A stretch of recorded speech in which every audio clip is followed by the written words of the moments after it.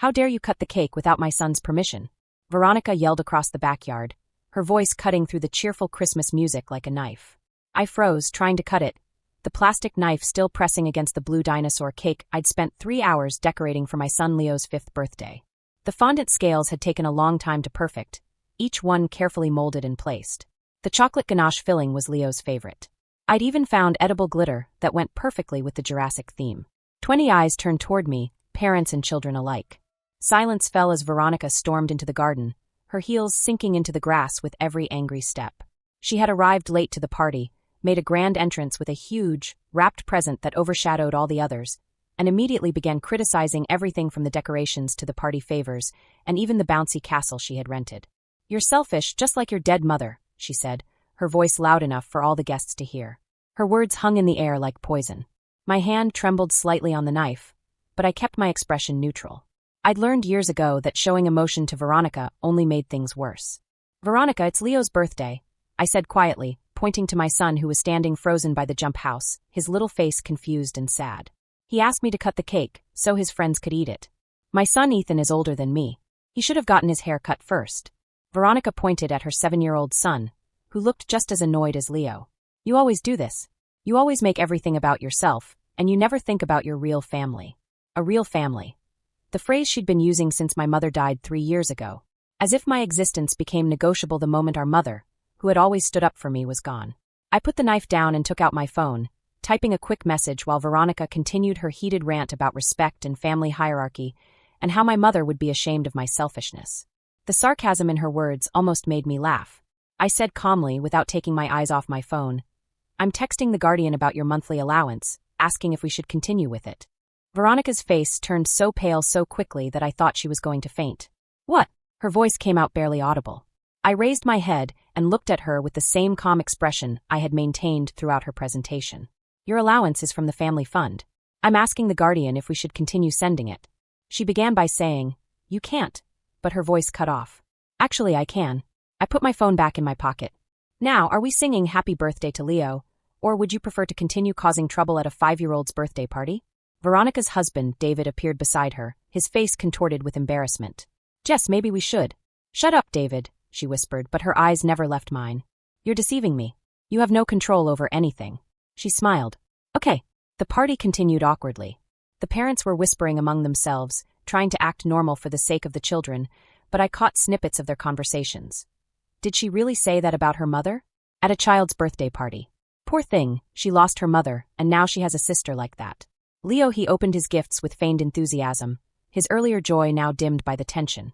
He kept glancing nervously between me and his aunt, his small hands feeling for the wrapping paper he had almost torn to shreds with unbridled delight just moments before. Each gift was accompanied by sympathetic smiles from his parents and extra encouragement, as if they could somehow make up for what Veronica had done. I served the cake. The dinosaur head went to Leo as planned, and I chatted with the other parents, answering their questions about whether I'd made the cake myself, sharing the decorating recipe, and laughing at appropriate moments. All this while Veronica stood frozen by the fence, her face shifting between anger and panic, her phone clutched tightly to her. Suddenly, the bouncy castle roared to a deafening roar. Children erupted in laughter, a jarring contrast to the adults' tense demeanor. One girl's hair was smeared with cream. 2 boys fought over a party favor. The usual party chaos seemed almost alien after what had just transpired. My phone rang 20 minutes later. I glanced at the screen and saw the Guardian's reply, then looked up to find Veronica staring at me from the other side of the courtyard. I said to the father I was speaking to, "Excuse me," and then I turned towards my sister. She met me halfway and grabbed my arm tightly enough to hurt me. "We need to talk now." I took her inside the house away from the guests. As soon as the sliding door closed behind us, Veronica turned to me. "What the hell did you do?" Her voice trembled between anger and fear. "You can't threaten me in front of everyone. These are our neighbors. They're parents from Leo's school." I said calmly, "Witnesses. They are witnesses to what you said about me and our mother at a child's birthday party." Veronica blushed. "I've lost my temper. Do you know what I'm like when I'm stressed?" "Nervous about what?" "A 5-year-old cutting his own birthday cake." I crossed my arms. "Or are you stressed because you're living beyond your means again and the credit card bills are piling up?"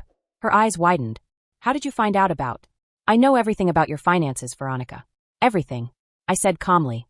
"I didn't threaten you. I asked a legitimate question about the distribution of funds from our family fund." You have no right to question my mother's trust. Actually, Veronica, I'm responsible for everything. I opened the guardian's email on my phone and handed it to him. Read it. I watched her face as she read, and I saw the moment she grasped what she'd read. Her complexion turned from pale to gray. This is fake, she whispered, but her hands were trembling as she held my phone. My mother wouldn't have done this. My mom did it. I retrieved my phone. She made me the executor of her entire estate 2 months before she died. $47 million, Veronica. Every penny I inherited from my grandmother, plus her investments, rental properties, stock portfolio, and that beach house you think is abandoned. Everything. And you've been receiving $15,000 a month from this trust for the past 3 years. The money is deposited regularly on the first of each month. Veronica sat heavily on the sofa, her expensive handbag slipping from her shoulder to the floor. This is impossible. The lawyer said the estate is being managed professionally. He showed us documents and distribution schedules. The lawyer said what my mother had asked him to do. That the estate be distributed by the executor according to her wishes. You thought the law firm would handle everything automatically, but that wasn't the case. I was in charge of every single distribution. Every month for 3 years, I authorized the payment of the amount due to you. But you work at that cafe. The words came out of her like an accusation. You drive a 10-year-old Honda. You live in a rented apartment. You're a barista. My mother has always worried about your ability to manage. I own the cafe, I corrected her. Actually 3 cafes. The Bloom Cafe on Main Street, another one on Campus Drive, and the new one downtown that opened last month. My mother's fund financed the initial investment 4 years ago, when she was still healthy enough to help me with the business plan. The income covers Leo's expenses well, plus some extra. I work there because I enjoy it, not because I have to. The Honda runs great. The rented house is in a good school district.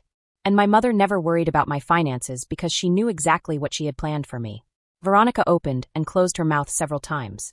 The lipstick she had carefully applied smudged at the corner. But you always said money was tight. You bought Leo's clothes from second-hand shops. You said you couldn't afford. I said I'd rather not waste money on expensive baby clothes that would outgrow in 3 months. There's a difference between saving and being poor, Veronica. My mother taught me that. Veronica opened and closed her mouth several times. Why didn't you tell me? Why would I do that? Is it to demand more money? Or to criticize how I manage it? Or to use it as another way to prove I'm not the real family? I shook my head. My mother knew exactly what she was doing when she set up the trust this way. She knew you'd squander it if you were given full control. The monthly allowance keeps you comfortable but under control. I said in a calm but firm voice. I am your sister, and you called me selfish just as you called our deceased mother at my son's birthday party. In front of his friends, and in front of the other parents. You made my 5-year-old son cry because I cut a cake that he specifically asked me to cut. Veronica turned away. I didn't mean to. You were serious. You always are. I checked my phone again. The guardian is waiting for my instructions. I can continue to give you your allowance at the current rate. Or increase it, or decrease it, or cancel it altogether. My mother has left that decision entirely up to me. You can't break off our relationship. Of course I can. The will documents are very clear. As the executor, I have full authority over all distributions. I opened the image of the letter on my phone. Do you want to know what's inside as well? It's a letter from my mother. 3 pages explaining in detail why she chose this arrangement. Do you want to read what she said about you? Real family comments? Veronica wrinkled her face. She knew. Of course she knew. You weren't subtle in your hints. She focused on one paragraph. Veronica has always prioritized appearances over substance and money over morals. No doubt she'll mistreat her sister after I'm gone. She's convinced that lineage is more important than love. Let her learn the hard way. The sister she ignored now controls her financial future. Silence fell between us. Outside, I could hear children's laughter. The creaking of a bouncy castle. Leo's voice rising with joy at something. Ordinary birthday sounds. Happy voices. What do you want? Veronica finally asked in a low voice. I want you to leave Leo's party. Quietly. Make up an excuse that Ethan isn't feeling well. That's all for now. I put my phone down. But Veronica, listen to me carefully. If you ever speak to me or about my mother like that again, especially in front of my son, the allowance will stop immediately. Not a reduction, but a complete cut. And before you think I'm threatening you, remember that I've been running this trust for 3 years without your knowledge. I don't make threats I can't carry out. Veronica stood up slowly, looking 10 years older than when we entered the house. This is all we have. David's business is failing, and the mortgage loan. I know your financial situation perfectly well. The trustee gives me quarterly reports on all the beneficiaries. I headed toward the sliding door. That's why you were receiving $15,000 a month instead of the $10,000 Mom suggested in her letter. I increased the amount when David's company started having problems.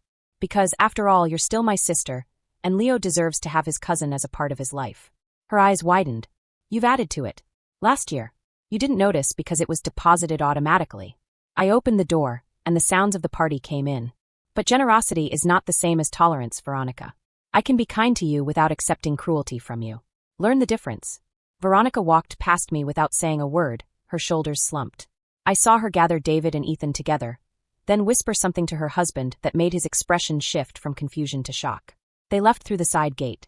Ethan waved goodbye to Leo with genuine disappointment. Leo ran towards me when I returned to the yard. Why did Aunt Veronica leave? Did I do something wrong? I knelt down to his level, wiping the cream off his cheek. No, darling. You didn't do anything wrong. Ethan wasn't feeling well, so they had to go home early. Oh, he seemed to accept it. Can we play piñata now? Definitely. The rest of the party went smoothly. The parents who had witnessed Veronica's outburst complimented the cake and decorations, and my wonderful efforts in raising Leo alone. I smiled and thanked them, without mentioning that I wasn't quite as alone as they thought. My mother's unwavering support ensured that Leo lacked nothing, that he had the best education and the best opportunities. After the guests had left and Leo had collapsed onto the sofa, surrounded by the new toys and exhausted from the excitement, I took out my phone and sent the last message to the guardian. Continue paying Veronica's allowance at the current amount. We will notify you of any unusual requests for review. We will provide updated instructions if circumstances change. The response came immediately. Understood. Trust is maintained as required. Your mother will be proud of your discretion. I looked at the framed photograph on the mantelpiece. My mother holding baby Leo in the hospital, her smile radiant despite the cancer she had hidden from everyone for another year. She knew exactly how things would turn out. She knew that Veronica would reveal her true nature once my mother's protection was gone. She knew I would need protection and strength to stand up to a family that had never accepted me. The $47 million wasn't just an inheritance, it was a shield and ammunition. It was my mother's final gift, meticulously planned and presented with exquisite precision. My phone rang with a text message from Veronica. I'm sorry. Please forgive me. I didn't know. I wrote a reply. You're sorry you didn't know. But you're not sorry for what you said. There's a difference. The 3 dots appeared, then disappeared, then reappeared. Finally, you're right. I'm sorry for what I said about you and my mother. It was cruel and wrong. Better. Not perfect, but better. I wrote in response, it's been approved. See you at Thanksgiving. And Veronica, Ethan is always welcome here. This is between you and me, not the kids. Thank you. I put my phone down and looked at my sleeping son. There were traces of chocolate smeared on his chin. One of his hands was still clutching his new toy, the dinosaur. He's 5 years old now, growing up so fast, and he's completely safe from the money games and family politics that marked my childhood. My mother made sure of that. She made sure of everything. Outside, the sun was setting, casting its golden light on the remnants of the party. Deflated balloons, empty paper plates, and a shattered cake stand. Evidence of a celebration that nearly fell apart, were it not for a secret kept for 3 years that ultimately saved it. I cut the cake because my son asked me to. A very simple, very ordinary act, but it revealed everything. Sometimes the smallest act of defiance has the greatest consequences. Leo stirred on the sofa, muttering something about dinosaurs in his sleep. I covered him with a blanket and kissed his forehead, then started tidying the garden. Trust will endure. Veronica will learn. And Leo will grow up knowing that family, real family, means more than blood ties, hierarchy, and permission to cut birthday cakes. It means love and protection, the kind of strength that feels delicate until someone experiences it. My mother taught me that, and now I've finally taught Veronica. The lesson was costly, but some things are worth it.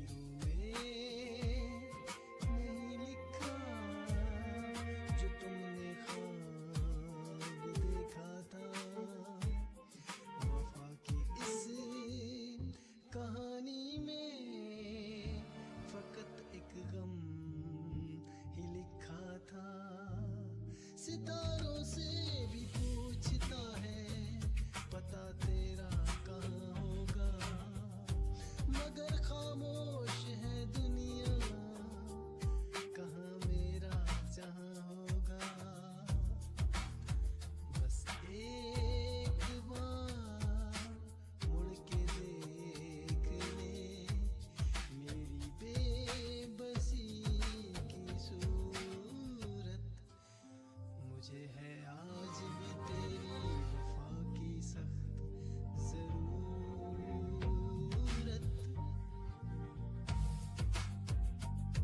साए मेरे तन्हा सफर बस रह गया दर्द का असर, साए मेरे तन्हा सफर बस रह गया दर्द का असर।